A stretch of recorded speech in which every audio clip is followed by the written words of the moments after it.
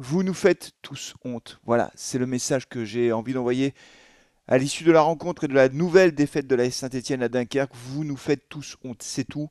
Ce message s'adresse aux joueurs, bien entendu, s'adresse aux dirigeants de l'ASS, Perrin, Soukas et compagnie, bien sûr aux deux présidents. Voilà, vous nous faites honte. C'est vraiment une défaite honteuse sur le contenu. Voilà, je fais le débrief à froid, donc vous connaissez un peu le principe pour les fidèles de la chaîne. Vous savez que quand je fais un débrief à froid, c'est pas la même chose. Je vais prendre plus de temps parce que j'ai plein de choses à aborder, plein de sujets à aborder. Donc voilà, alors avant de démarrer, peut-être, c'est ce que je vais vous demander. Comme c'est super dur, c'est très dur pour vous, c'est très dur pour moi, c'est très dur pour tous les supporters stéphanois, et que je vais quand même faire ce débrief en essayant d'apporter de l'analyse et de la réflexion, j'ai besoin de vos encouragements. Voilà, donc vos encouragements, c'est quoi? C'est un like, ça vous prend une demi-seconde, donc n'hésitez pas à liker la vidéo, à vous abonner aussi à Carton Rouge TV si ce n'est pas déjà fait, les amis. Ce que je vais faire, c'est que je vais faire un débrief en 4 parties. Première partie, on va parler du match. Deuxième partie, on va parler de la tactique, truc que je ne comprends pas. Troisième point à aborder aujourd'hui, ce sera le mercato. Un super mercato. Aux petits oignons, vraiment, on s'est renforcé, on sent que c'est du solide.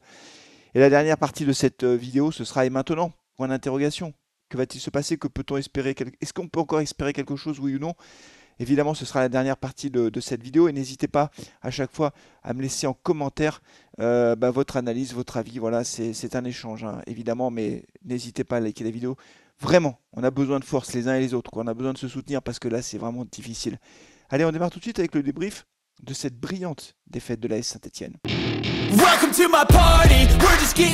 Oui, vous nous faites honte, c'est le titre de la vidéo. Le match, c'est une honte. Alors, ne me faites pas dire ce que je n'ai pas dit parce que, évidemment, tout de suite, on va me dire: Ah, mais Flavien, tu méprises pardon, cette équipe de Dunkerque, etc. Non, non, pas du tout. Elle mérite sa victoire. Elle a très bien joué le coup. C'est une équipe vaillante qui joue avec ses moyens. Mais on peut quand même le dire, euh, euh, si on n'est pas capable de battre Dunkerque, qui joue le maintien et qui jouera, à mon avis, le maintien jusqu'au bout. C'est pas leur faire injure que de dire ça. J'ai trouvé cette équipe faible. Si on perd contre Dunkerque, mais ça veut dire que c'est même pas la peine d'espérer quoi que ce soit. Et on a perdu contre Dunkerque. Et encore une fois, leur victoire, voilà, ils la méritent, ils ont bien joué le coup, ils ont été intelligents, opportunistes, etc. Profiter d'une erreur d'arbitrage, j'y reviendrai, mais voilà, ils méritent leur victoire. Mais si nous, on n'est pas capable de battre Dunkerque, mais c'est pas la peine d'espérer quoi que ce soit. Et ce match face à Dunkerque, c'est le copier-coller du match face à Amiens. C'est la même chose. Exactement la même chose. Tout démarre avec une occasion ratée de l'AS Saint-Etienne. Face à Amiens, c'était Cafaro. Là, c'est Chambaud. 12e minute de jeu, Apia récupère un ballon. D'ailleurs, on a de la chance parce que Apia, je pense qu'il fait faute sur le joueur de Dunkerque. L'arbitre ne siffle pas. Thomas Monconduit récupère. Paf, il lance Wadji qui intelligemment dans l'axe décale quasiment sans contrôle pour Dylan Chambaud qui se retrouve face au gardien avec son pied gauche. Le ballon est au niveau du point de pénalty. Alors il n'est pas sur le point de pénalty, il est un peu à gauche du point de pénalty. Et donc le but est grand ouvert. Il y a lui et le gardien. Et que fait Chambaud? Paf! Il envoie une mine sur le gardien. Incroyable. Incroyable. S'il marque là, c'est plus le même match. Hein, parce qu'évidemment, les autres ils sont obligés de se découvrir. Voilà, il y a des espaces qui se créent. C'est plus le même match. Mais comment tu peux rater une occasion pareille? J'ai re-regardé les images. Hein. C'est l'avantage aussi de faire ce débrief à froid. À aucun moment il lève la tête. Il ne regarde pas le gardien. Il tire au hasard. Il tire le plus fort possible au hasard. Tant qu'on ne sera pas capable de mettre ses occasions au fond, il n'y a rien à espérer. Comme on se crée une à deux occasions par match, si c'est cette occasion ou les deux occasions que tu as, t'es pas capable d'être clinique, hyper opportuniste, bah voilà, c'est pas la peine. Donc voilà, c'est le raté de Cafaro face à Amiens, bah c'est Chambaud qui le fait face à Dunkerque. Après, sur la première mi-temps, bah, il n'y a quasiment rien. Il y a une frappe à un moment donné de Cafaro. Dunkerque ne montre rien, une frappe de loin qui n'inquiète pas l'Arseneur parce qu'elle n'est même pas cadrée. Donc en fait, c'est un 0-0 gentillet. Voilà.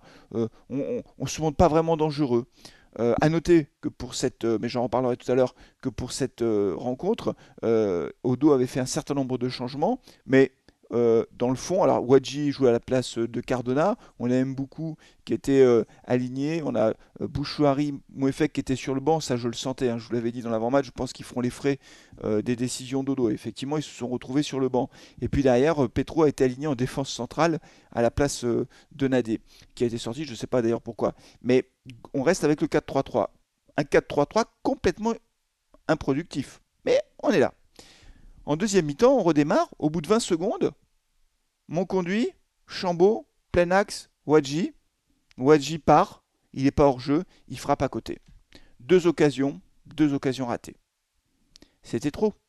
C'était trop. Et puis derrière, le match, voilà, il se joue un petit peu à la baballe. Les Verts sont pas réellement dangereux, pas d'autres occasions, quasiment pas. Beaucoup de coups de pied arrêtés comme d'habitude. Toujours aussi nul sur coups de pied arrêtés. Les corners au premier poteau, les coups francs indirects directement. J'ai vu, c'était Chambaud qui avait tiré un coup franc complètement ridicule comme d'habitude. Donc on a eu plein de coups francs, plein de corners. Incapable d'être dangereux sur aucun d'entre eux. Les matchs se suivent et se ressemblent. C'est une honte. Vous nous faites honte sur coup de pied arrêté, hein, je vous le dis. Hein. C'est vraiment une honte. Voilà, donc comme d'habitude, le match se déroule comme d'habitude. Les premiers changements 70e minute, poste pour poste. Cardona rentre à la place de Wadji. Mboukou sort, c'est Bouchouari qui rentre. Bouchouari qui va à gauche, donc c'est Chambaud de mémoire qui va à droite. Donc en fait, on se retrouve avec toujours ce 4-3-3 et survient le but à la 81e minute de jeu. Alors là, ce but-là, une honte, à tout point de vue. Euh, D'abord, l'action qui amène le but, qui, je vous le rappelle, est un but sur corner de Sanganté. Pardon. C'est Grieb qui récupère, longue transversale, il récupère le ballon. Il avance, il élimine Apia, mais alors avec une facilité, Denis Apia, il fonce sur le joueur, il se fait éliminer. Erreur manifeste de défense de Denis Apia. Manifeste. Derrière Bardelli. Bardelli va lancer Courtet plein axe. Courtet frappe. Super barré de l'Arseneur. Le ballon revient dans les pieds d'un joueur, c'est Nuguet, je crois, qui tire à côté. Voilà, l'Arseneur était revenu, il y avait Briançon qui a taclé, mais lui, il est un peu excentré, l'attaquant d'Amiens, vous verrez le but, regardez le but sur les images, il tire à côté, donc 6 mètres. Non, l'arbitre dit corner. Donc, la première erreur dans cette action, c'est Apia qui fait strictement n'importe quoi sur le plan défensif. La deuxième erreur, c'est une erreur d'arbitrage. Alors on va me dire, oh Flavien, faut pas se réfugier derrière ça. Ben non, je me réfugie pas derrière ça, puisque j'ai dit c'est une honte. Vous nous faites honte. J'ai pas dit l'arbitrage nous fait honte. Je dis vous nous faites honte. Donc je me réfugie pas derrière ça. Mais une fois qu'on a dit ça, est-ce qu'on a le droit de dire que cette erreur d'arbitrage est honteuse? C'est quand même possible de dire ça. Je n'ai jamais vu une erreur d'arbitrage comme ça. Je n'ai jamais vu ça. Quand il y a une erreur sur une touche ou un corner, en général, quand l'arbitre ne donne pas la bonne équipe, c'est parce que c'est très difficile à voir. C'est parce que les deux joueurs tapent le ballon en même temps. Voilà, les deux gars, ils arrivent, ils centrent, le ballon revient, ça rebondit sur le pied d'un, ça rebondit sur le pied de l'autre, on ne sait pas trop, puis ça sort. Bon, l'arbitre, il dit corner, il se plante. A noter qu'à la 52e minute de jeu, Cafaro avait centré, l'arbitre a dit 6 mètres alors que c'était un corner. Hein, donc il s'était déjà trompé dans ce truc-là. Et du même côté. Euh, voilà. Et donc là, il dit 6 mètres. Il dit corner. Mais c'est une honte. Je n'ai jamais vu qu'un mec tire aussi loin du but et que l'arbitre dise corner. Ce qui est incroyable dans cette histoire, c'est que ni le juge de touche, ni l'arbitre central, à un moment donné, se disent non, mais là, on s'est complètement trompé. C'est quand même un truc de fou, quand même. Et bien sûr, dans ces cas-là, qu'est-ce qui se passe? Derrière, corner et but. Une fois qu'on a dit que l'arbitre s'est trompé, sur le corner, notons quand même que Dunkerque marque sur corner, contrairement à nous. Hein. Ah, oui, eux, ils marquent sur corner. Le corner, il est pas mal tiré, quoique, il n'est pas si bien tiré que ça. Il est tiré au deuxième poteau. Erreur de marquage incroyable de Petro. C'est Petro hein, qui est au marquage de Sanganté. Erreur de marquage incroyable de Petro. Jamais il doit marquer. Et non seulement il fait une erreur de marquage, mais en plus, il fait pénalty, Petro. Il le tient comme ça, le joueur. Hein. On voit, il tire son maillot comme ça.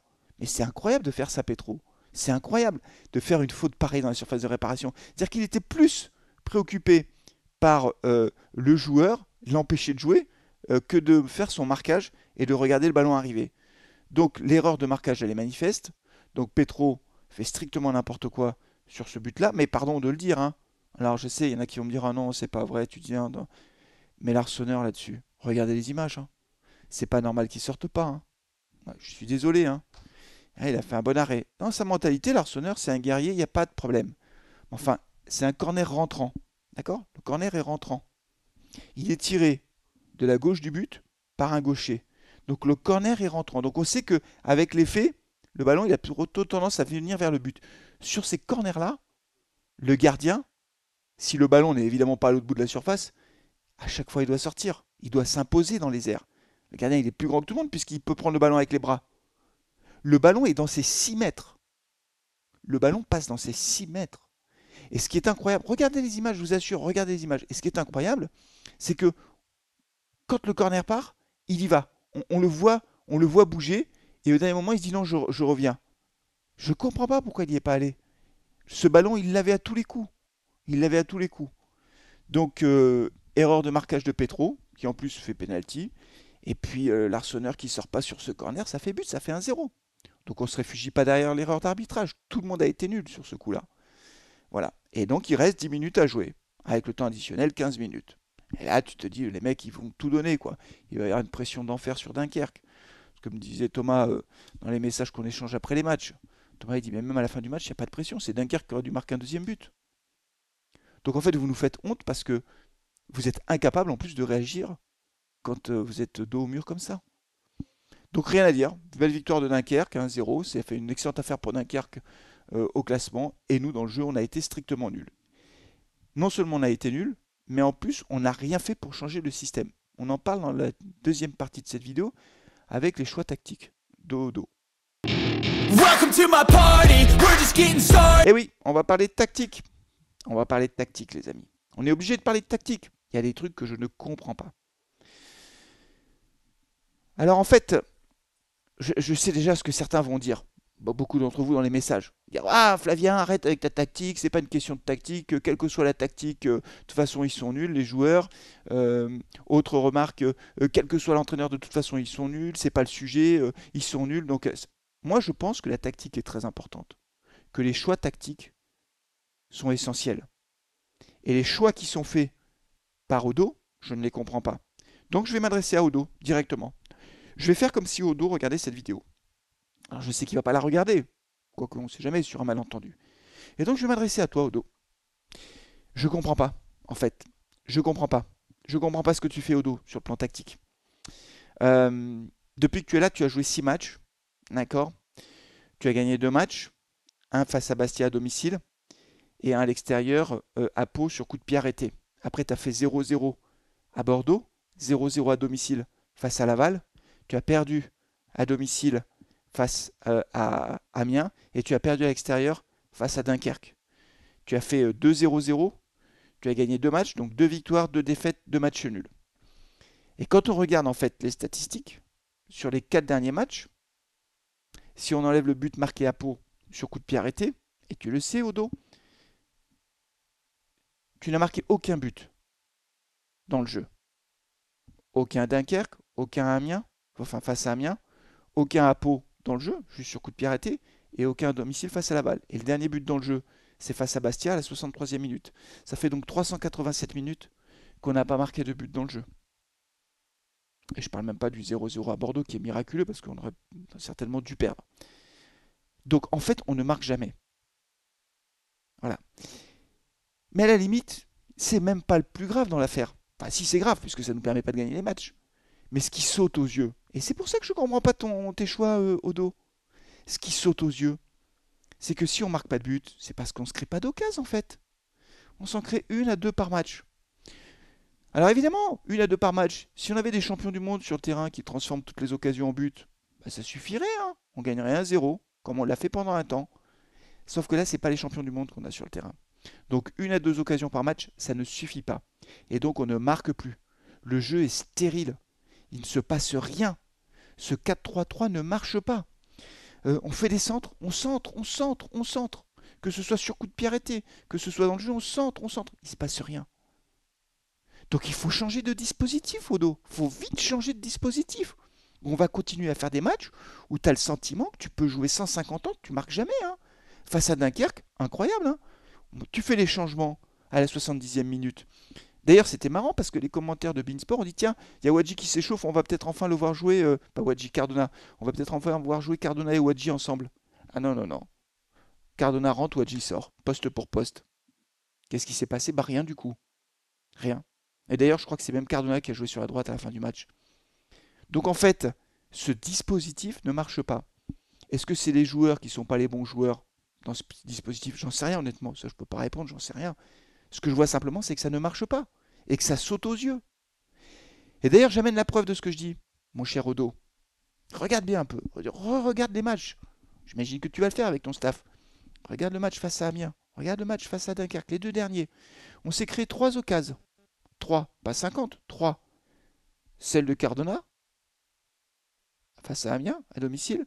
Celle de Chambaud, à Dunkerque. Et celle de Wadji. Les actions, elles viennent d'où? Dans l'axe. Face à Amiens, c'est Cardona qui lance dans l'axe. Mais pas Cardona, pardon, Tardieu, qui lance dans l'axe euh, notre ami Cafaro. Mais c'est bien dans l'axe que ça se passe. L'occasion de Chambaud, très révélateur. Ballon récupéré dans l'axe. Mon conduit. Wadji. Wadji passe à Chambaud comme si Chambaud était attaquant de pointe. Alors il était là, Chambaud, coup de chance. Mais ça se passe dans les petits espaces dans l'axe. Et derrière, ça fait une occasion. Et l'occasion de Wadji, c'est la même chose. C'est dans l'axe, mon conduit, Chambaud, Chambaud lance Wadji. Tout ça se joue plein axe. Les seules occasions qu'on a, elles se jouent plein axe. Et toi, tu joues encore avec 4, en 4-3-3. Mais enfin, mais change le dispositif. Sinon, on va faire des matchs, mon pauvre, mais on va jouer des heures carrées. Il se passera rien. Change le dispositif. T'essayes pas à l'entraînement de mettre Wadji et Cardona ensemble pour voir si ça combine, s'ils s'entendent, s'ils sont capables de faire des passes du jeu court. Tu le testes pas ça? Dans les mises en place, il n'y a jamais de 4-4-2 pour voir ce que ça donne. C'est quand même incroyable. Et puis après, quand tu fais les changements, tu fais rentrer Bouchouari. Alors, Bouchouari, tu lui dis de jouer à gauche. Mais ça va pas ou quoi? C'est pas un joueur. Il ne joue pas sur un côté, Bouchouari. Son style de jeu, on le voit bien. Il a besoin d'avoir d'espace autour de lui. Faut pas le faire jouer sur un côté. Moi, je comprends pas. Je sais pas ce que vous en pensez, les amis, si vous avez un message à faire passer à Odo. Je sais pas s'il regarde cette vidéo, mais je comprends pas cette obstination à jouer en 4-3-3. C'est un truc de fou. C'est un truc de fou. Et puis d'ailleurs, c'est vrai, là aussi, c'est Thomas qui me faisait la remarque. Saint-Etienne, ou les grandes épopées, enfin les grandes épopées, on a toujours joué avec deux attaquants, Garant Tibeuf, Alex Aloisio, Aubameyang, Brandao, etc. On a toujours joué avec deux attaquants. Donc c'est comme ça. Alors je dis pas que c'est dans l'ADN du club, parce que ce serait idiot de le dire comme ça, mais en tout cas, on voit bien que ce dispositif ne marche pas. On va jouer combien de temps 4-3-3? Ça s'arrête quand la comédie en fait? Moi, je sais pas. Je comprends pas. Je comprends pas ce que tu fais sur le plan tactique. C'est complètement fou de faire des trucs pareils. Faut changer à un moment donné. Faut changer. Il faut essayer de passer par l'axe. Voilà. En plus, techniquement, quelquefois, ils nous montrent des trucs, des jeux courts qui sont intéressants. Les joueurs, ils sont pas tous complètement nuls non plus. Capables de faire des 1-2, des passes, des machins. Il faut qu'ils aient confiance, mais il faut jouer dans l'axe. En plus, en jouant dans l'axe, on est capable d'avoir sur les côtés des mecs qui débordent. Et Apia et Masson, ces mecs qui peuvent apporter le surnombre sur les côtés. Donc jouons en 4-4-2, essayons-le. Enfin bon, c'est un truc de fou, quoi. Bon, les amis, fin de la deuxième partie, troisième partie, Mercato. J'ai pas fait de bilan Mercato. On en parle maintenant. Ah oui, ben, je vous avais dit que ce serait long, hein, donc vous n'êtes pas surpris, hein. Allez, on évoque le Mercato, le beau Mercato de la SS. Welcome to my party, we're just getting started. Du bon boulot. Good job les mecs. Super Mercato. C'est une régalade. Oh là là là là, ce Mercato. Moi je me souviens, en décembre on disait ouais, c'est dur, on a changé d'entraîneur, il va falloir se renforcer au Mercato, hein. Si on veut, en plus avec la CAN et tout, il va falloir vraiment se renforcer au Mercato. Ah ben non, le Mercato, l'objectif c'était de faire partir des joueurs. Donc Dreyer est parti, très bien, parce qu'on avait 4 gardiens. Lobry est parti, Charbonnier est parti, etc. Et nous on recrute qui exactement là? On s'est renforcé comment là? Masson qui revient à la maison, parce qu'en plus il peut plus jouer au foot dans son club en Israël, donc il rentre à la maison. Ok, il était sous contrat. Bon, alors il joue. Ok. Deux joueurs, prêts sans option d'achat. C'est ça les renforts en fait. C'est deux prêts sans option d'achat. On sent qu'on construit là. On sent qu'on prépare l'avenir, hein. Parce qu'en plus, quand on regarde le nombre de joueurs qui arrivent en fin de contrat en 2024, il n'y a plus de joueurs professionnels, hein. C'est-à-dire que les mecs en 2025, ils s'en vont tous, hein. Tous, tous, tous, tous. Ils sont tous en fin de contrat. Chouari, etc. On fera la liste, hein, mais voilà. Donc là, tu fais 2 prêts sans option d'achat. Voilà. Donc tu recrutes un attaquant qui remplace poste pour poste Charbonnier, Cardona, qui pour l'instant n'a rien apporté, hein. Je ne vais pas tirer à boulet rouge sur Cardona, mais franchement, Cardona, qu'est-ce qu'il a apporté? Alors, à sa décharge, le système de jeu est catastrophique. En 4-3-3, j'en ai parlé. Enfin, qu'a apporté Cardona? Moi, je pose simplement la question, hein. Charbonnier ou Cardona sur le terrain, je ne vois pas la différence. Et aime beaucoup. Alors là, aime beaucoup, titulaire hier, euh, mon sentiment, hein. Peut-être que je me trompe, dites-le moi en commentaire. Je pense que Pintor était plus fort que Mboukou. Voilà. Nul. Nul. Rien. Zéro Mboukou. Zéro. Zéro. Il a rien fait. Alors, est-ce que c'est sur un match et puis après il va nous éblouir? J'ai du mal à y croire, les amis, hein.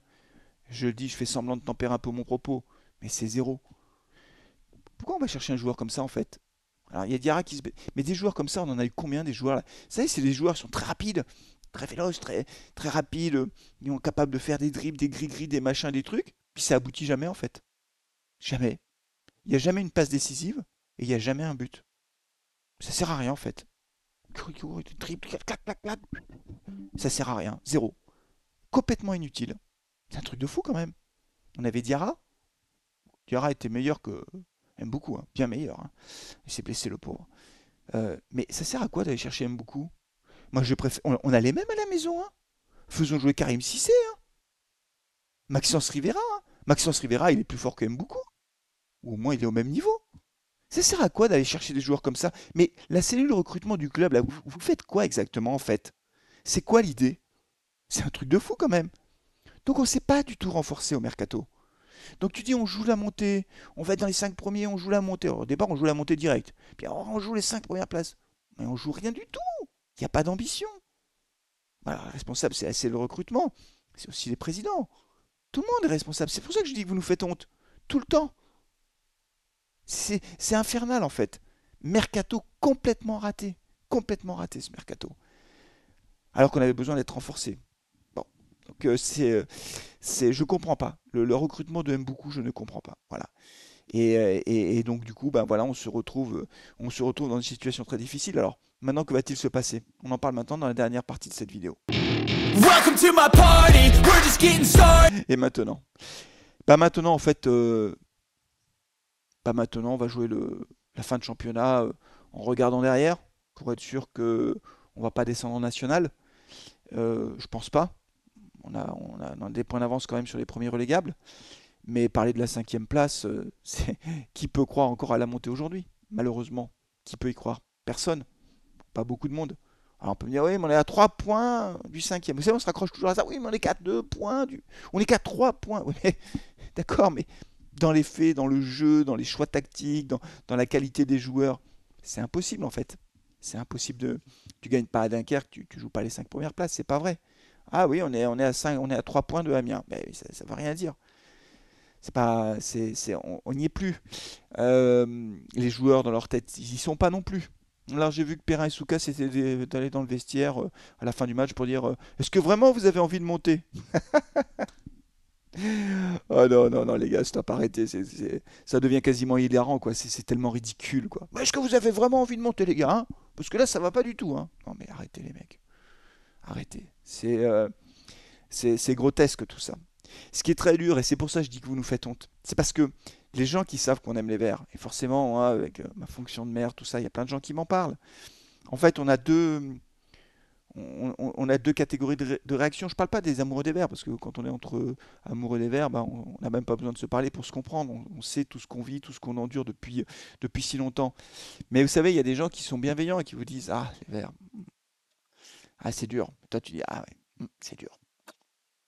Puis il y a ceux qui se moquent un peu. Ah, alors les Verts, ils en sont où? Ah, pas terrible. Tu sais plus quoi dire en fait. C'est tellement honteux en fait que tu sais plus quoi dire. Alors est-ce qu'il y a encore une lueur d'espoir? Dites-le moi en commentaire d'ailleurs. Il y a Sissoko qui revient. Il a été éliminé par le Mali. Voilà. On va attendre le retour de Batu Bisinka. C'est pas encore d'actualité puisque son équipe est encore qualifiée. Est-ce que Sissoko à lui tout seul peut renverser la tendance? Je dirais non. Mais bon, Sissoko il nous a montré quand même qu'il claquait des buts, contrairement à Cardona par exemple. Donc voilà, tant que mathématiquement c'est pas mort, c'est pas mort. Mais franchement, je crois qu'il y a plus grand monde qui y croit. Voilà. Et en fait, ce qui s'installe, je l'avais dit dans la vidéo où vont les Verts, c'est une forme de lassitude et d'indifférence. C'est-à-dire que les mecs, le parcage était encore plein à Dunkerque. Enfin, les gars, bravo, respect, quoi. Qu'est-ce que je te dise, mais au bout d'un moment, t'en peux plus, quoi. Les mecs, ils disent, on va arrêter de se déplacer.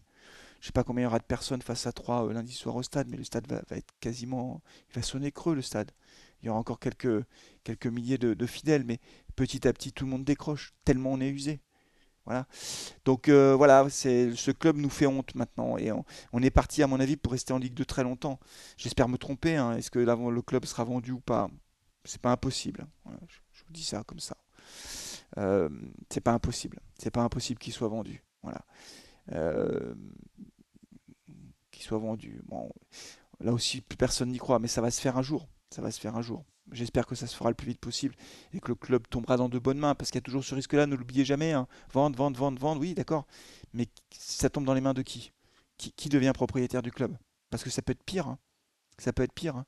Quand je dis pire, c'est des gens qui coulent définitivement le club, hein. Donc voilà. Donc et maintenant, maintenant, on va prendre les matchs les uns après les autres en regardant ce qu'ils vont être capables de faire. Est-ce qu'il y aura un sursaut d'orgueil? Est-ce que les retours de nos internationaux africains vont servir à quelque chose? Est-ce que Odo va changer de dispositif? On va voir tout ça, les amis. Voilà, je sais pas combien de temps dure la vidéo, je sais pas. Je suis désolé, hein, mais c'est un débrief à froid, donc n'hésitez pas encore une fois à me dire ce que vous pensez de tout ça, les amis. Mais que c'est dur pour nous tous, que c'est dur pour les supporters stéphanois. Merci beaucoup d'avoir suivi ce débrief. On se retrouvera pour l'avant-match. Il faudra qu'on fasse un carton rouge le mag avec les copains aussi pour qu'on parle de tout ça tous ensemble. Merci beaucoup les amis. Et encore une fois, n'oubliez pas de liker la vidéo et puis de vous abonner. Si ce n'est pas déjà fait, allez, à très bientôt. D'ici là, prenez soin de vous, de vos proches et allez les verts. Ciao.